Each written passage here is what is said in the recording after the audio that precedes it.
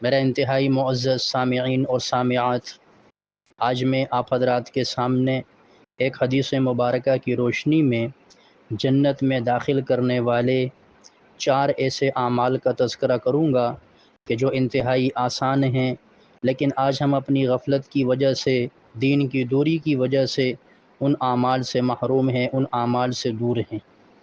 پیارے پیغمبر جناب نبی کریم صلی اللہ علیہ وآلہ وسلم کا یہ فرمان سنن الترمذی کے اندر موجود ہے، اور امام ترمذی رحمہ اللہ نے اس روایت کو نقل کیا۔ حضرت عبداللہ بن سلام رضی اللہ عنہ ارشاد فرماتے ہیں کہ میں نے پیارے پیغمبر جناب نبی کریم صلی اللہ علیہ وآلہ وسلم کو فرماتے ہوئے سنا، اے لوگو، افشوا السلام، سلام کو عام کرو۔ نمبر 2، وَأَطْعِمُوا الطَّعَامَ، مسکینوں کو، غریبوں کو کھانا کھلایا کرو۔ وَصِلُوا الْأَرْحَامَ، رشتہ داریوں کو بحال کرو، رشتہ داریوں کو جوڑا کرو۔ وَصَلُّوا وَالنَّاسُ نِيَامٌ، اور رات کو اٹھ کے تہجد کی نماز پڑھا کرو جب لوگ سو رہے ہوں۔ تدخلوا الجنت بسلام، اگر تم نے یہ کام کر لیے تو جنت میں داخل ہو جاؤ گے سلامتی و امن کے ساتھ۔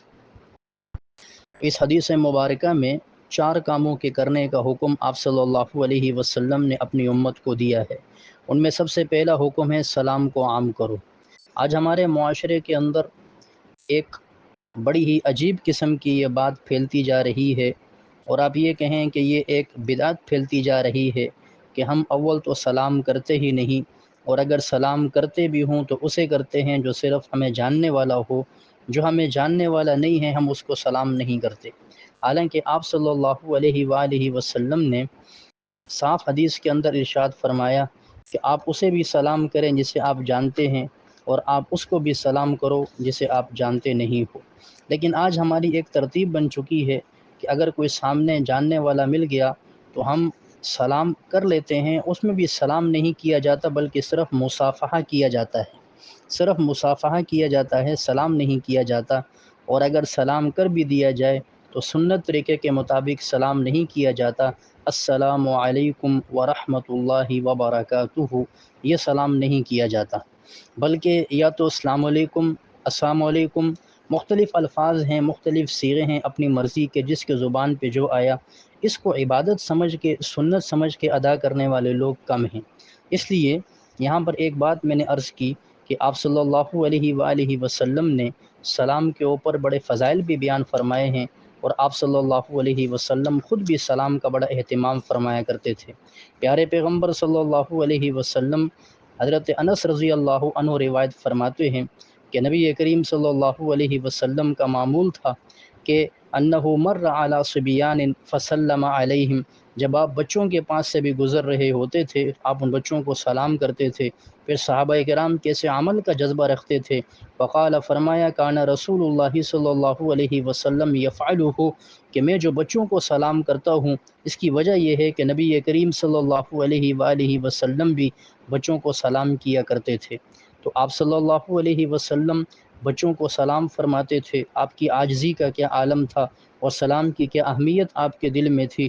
حضرت انس رضی اللہ عنہ آپ کے خادم خاص ہیں، آپ صلی اللہ علیہ وسلم کے اس عمل پہ کیسا عمل فرمایا کہ اس کے بعد جب بھی بچوں کے سامنے سے گزرتے تھے تو آپ بھی سلام فرمایا کرتے تھے۔ پیارے پیغمبر صلی اللہ علیہ وآلہ وسلم نے سلام کے بارے میں اصول یہ بیان فرمایا کہ چاہے آپ کسی کو جانتے ہوں یا نہ جانتے ہوں، بس مسلمانوں کی بستی ہو تو سلام کیا کریں۔ حضرت عبداللہ بن عمر بن عاص رضی اللہ عنہما فرماتے ہیں ان رجلا سأل رسول اللہ صلی اللہ علیہ وسلم ای الاسلام خیر، ایک شخص نے آپ صلی اللہ علیہ وسلم سے پوچھا کون سا اسلام سب سے بہتر ہے؟ آپ نے فرمایا تطعم الطعام، مسکین کو کھانا کھلاؤ، وتقرأ السلام علی من عرفت ومن لم تعرف، اور آپ اسے سلام کرو جسے جانتے ہو یا جسے نہیں جانتے۔ یہ صحیح بخاری اور صحیح مسلم کی روایت ہے۔ تو اس میں اس بات کا تذکرہ آ گیا کہ آپ چاہے کسی کو جانتے ہوں یا نہ جانتے ہوں آپ انہیں سلام ضرور کریں۔ تو پہلی بات میں نے عرض کی کہ آج ہمارے معاشرے کے اندر یہ سلام بھی انتہائی کم ہوتا جا رہا ہے۔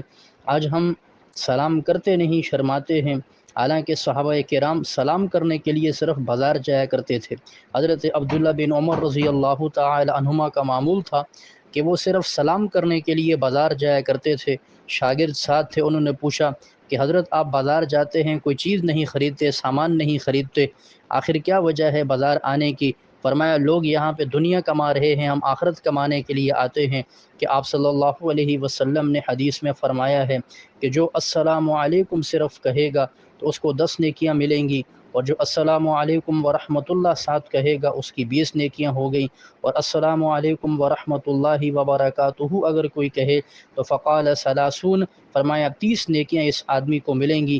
تو بازار میں چونکہ رش ہوتا ہے، میں اس لیے آتا ہوں کہ یہاں آ کر لوگوں کو سلام کروں گا، یہاں نیکیاں کمانے کا موقع زیادہ ملتا ہے۔ تو ان لوگوں کی نظر چونکہ آخرت پہ تھی، اس لیے وہ اپنے چھوٹے چھوٹے عمل کے اندر بھی آخرت کے فائدے کو سوچا کرتے تھے۔ تو پہلی بات میں نے عرض کی کہ انسان سلام کرے۔ ہمارے معاشرے میں ایک بدعت یہ بھی رائج ہے کہ ہم باہر لوگوں کو تو سلام کر لیتے ہیں، لیکن جب اپنے گھر آتے ہیں گھر والوں کو سلام نہیں کرتے۔ حالانکہ آپ صلی اللہ علیہ وسلم کی سنت ہے کہ آپ صلی اللہ علیہ وسلم گھر میں داخل ہوتے تھے سلام فرمایا کرتے تھے، اور قرآن مجید کے اندر بھی سورہ نور آیت نمبر 61 میں اس بات کی طرف اشارہ ہے کہ آپ صلی اللہ علیہ وسلم کی طرف سے سلام کا حکم ہے۔ یہ سورہ 61 کے اندر سلام کا تذکرہ ہے اپنے گھر میں داخل ہوتے وقت، اور پھر سورہ نور آیت نمبر 27 کے اندر اپنے گھر والوں پہ سلام کا بھی تذکرہ ہے۔ سورہ نور آیت نمبر 61 میں اللہ فرماتے ہیں فَإِذَا دَخَلْتُمْ بُيُوتًا فَسَلِّمُوا عَلَىٰ أَنفُسِكُمْ تَحِيَّةً مِّنْ عِندِ اللَّهِ مُبَارَكَةً طَيِّبَةً، کہ جب تم گھر میں داخل ہوا کرو تو سلام کیا کرو اپنے آپ کو، یعنی انفسکم، اپنے آپ کو سلام کیا کرو اگر گھر میں کوئی نہ ہو۔ یہ اللہ رب العالمین کی طرف سے مبارک پاک سلام ہے۔ اسی طریقے سے سورہ نور آیت نمبر 27 میں اللہ فرماتے ہیں یا ایھا الذین آمنوا لا تدخلوا بیوتا غیر بیوتکم حتی تستأنسوا، اپنے گھر کے علاوہ جب کسی اور گھر میں داخل ہو تو اجازت کے بغیر گھر میں مت داخل ہو، وتسلموا علی اہلھا، اور ان گھر والوں پہ سلام بھی کیا کرو۔ تو آپ صلی اللہ علیہ وسلم بھی سلام کا اہتمام فرمایا کرتے تھے، قرآن مجید کے اندر بھی سلام کی طرف اشارہ ہے۔ تو یہ ایک مبارک عمل ہے، ہمیں اسے پھیلانا چاہیے، شرمانا نہیں چاہیے کہ جی میں بیوی کو سلام کروں گا۔ یہ جاہلیت کی باتیں ہیں، ساری بدعات ہیں، اور ایسی باتیں ہیں جو جاہلیت کے دور میں ہوا کرتی تھیں۔ عورت کو جب ایک کھلونا سمجھایا جایا کرتا تھا، عورت کو گھر کی لونڈی سمجھتے تھے۔ شریعت نے عورت کو بڑا مقام مرتبہ دیا ہے۔ گھر میں داخل ہوں، آپ کے گھر والی ہو، آپ کی والدہ ہوں، آپ کی بہن ہوں، بیٹی ہوں، السلام علیکم ورحمۃ اللہ وبرکاتہ کہہ کے گھر میں داخل ہوں۔ دوسری بات جو حدیث مبارکہ میں تذکرہ ہے وہ ہے وَأَطْعِمُوا الطَّعَامَ، کھانا کھلایا کرو۔ تو یہ بھی ایک بہت بڑا عمل ہے۔ اللہ رب العالمین توفیق دو تو انسان اس کا بھی اہتمام کرے کہ غریبوں کو، مسکینوں کو کھانا کھلانا، اس سے اللہ رب العالمین کی ذات بڑی خوش ہوتی ہے۔ حضرات صحابہ کرام خود فقر و فاقے کی حالت میں ہوتے تھے، لیکن جب کوئی مہمان گھر پہ آ جایا کرتا تھا، محتاج ہوتا، غریب ہوتا اور مسافر ہوتا، تو خود بھوکے رہ کر کے اپنے ان ساتھی کو کھلایا کرتے تھے۔ اسی بارے میں قرآن مجید کی پھر یہ آیت کی اتری تھی وَيُؤْثِرُونَ عَلَىٰ أَنفُسِهِمْ وَلَوْ كَانَ بِهِمْ خَصَاصَةٌ، کہ یہ صحابہ اگر خود فقر و فاقے کی حالت میں ہوں، یہ پھر بھی اپنی ذات پہ دوسروں کو ترجیح دیتے ہیں۔ تیسری بات جو حدیث مبارکہ میں ہے وصِلُوا الْأَرْحَامَ، کہ رشتہ داریوں کو جوڑو۔ آج ہمارے معاشرے کے اندر یہ گناہ بہت پھیل چکا ہے کہ ہم رشتہ داری کے اندر قطع کر رہے ہیں، رشتہ داریوں کو توڑتے جا رہے ہیں، رشتہ داریوں کو ہم جوڑتے نہیں۔ اور یہ کہا جاتا ہے کہ جی فلاں رشتہ دار نے ہم سے یہ کیا، ہم سے اس نے یہ غلط بات کی تھی، ہمارے ساتھ فلاں وقت یہ ظلم کیا تھا، وہ خود ناراض ہوا ہے تو ہم اس سے کیوں بات کریں، ہم اینٹ کا جواب پتھر سے دیں گے، ہم نے کوئی چوڑیاں تو نہیں پہن کے رکھی ہیں۔ یہ وہ جملے ہیں جو انسان کو تکبر کی طرف لے جاتے ہیں، انسان کو جاہلیت کی طرف لے جاتے ہیں۔ آپ صلی اللہ علیہ وآلہ وسلم کا ارشاد مبارک اس سلسلے میں بڑی رہنمائی فرماتا ہے۔ آپ نے فرمایا اصفل من قطعک، آپ جوڑو اس سے جو آپ سے توڑے، واعف عمن ظلمک، جو آپ پہ ظلم کرے اسے معاف کر دو۔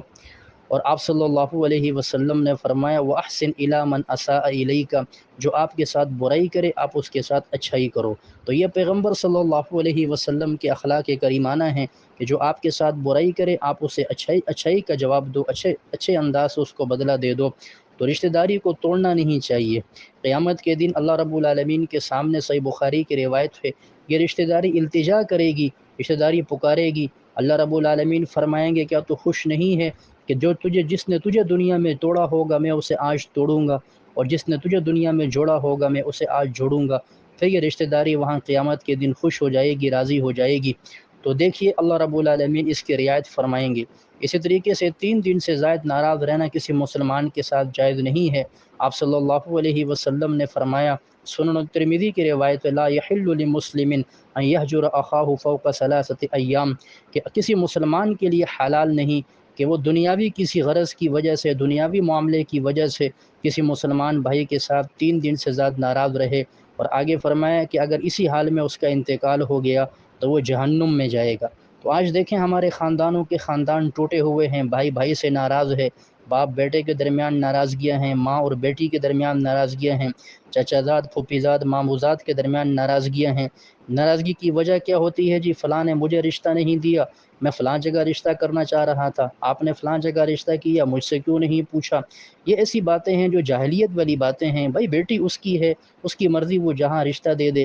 اسی طریقے سے اس طرح کی باتیں کرنا کہ جی فلاں جگہ میرا بھی زمین میں حق تھا، آپ نے مجھے حق کیوں نہیں دیا، اور فلاں جگہ جو ہے وہ میری جائیداد بنتی تھی، آپ نے میرا نہیں دیا۔ تو خلاصہ کلام یہ ہے کہ دنیاوی اغراض و مقاصد کی وجہ سے ہم ایک دوسرے کے ساتھ 35 سال ناراض رہتے ہیں، لیکن جب وہ آدمی فوت ہوتا ہے پھر جنازے میں سب سے پہلے 25,000 30,000 50,000 کا ٹکٹ بک کروا کے ہم پہنچتے ہیں۔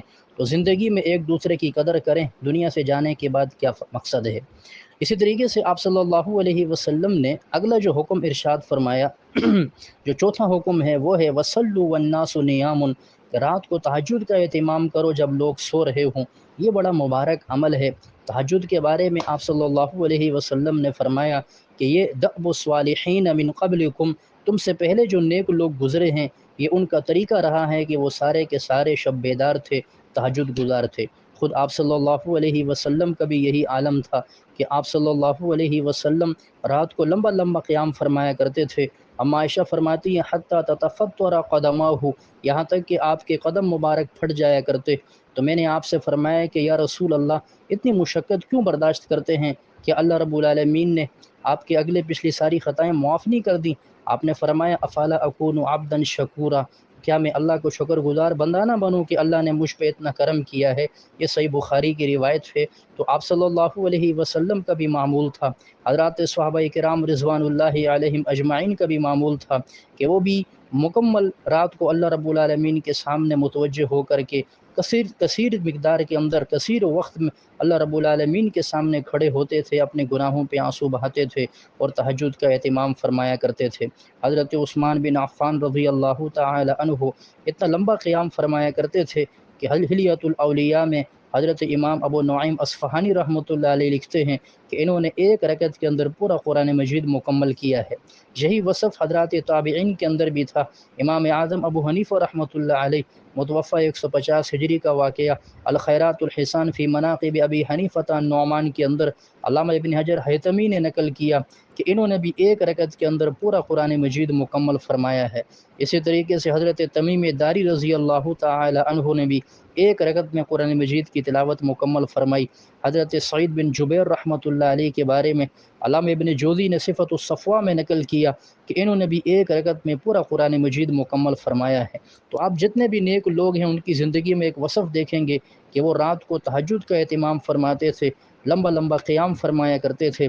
اس لیے میں نے ایک بات آج کی اس مختصر نشست میں عرض کی کہ ہم 4 چیزوں کا اہتمام کریں۔ نمبر 1 سلام کو عام کریں، نمبر 2 مسکینوں کو غریبوں کو کھانا کھلائیں، نمبر 3 رشتہ داری کو جوڑیں، اور نمبر 4 تہجد کا اہتمام کریں۔ آگے حدیث کے الفاظ تدخل الجنت بسلام، سلامتی کے ساتھ تم لوگ جنت میں داخل ہو جاؤ گے۔ رب العالمین سب سے پہلے مجھے اور پھر آپ کو بھی ان تمام اعمال پہ عمل کی توفیق عطا فرمائے۔ وما علینا الا البلاغ المبین۔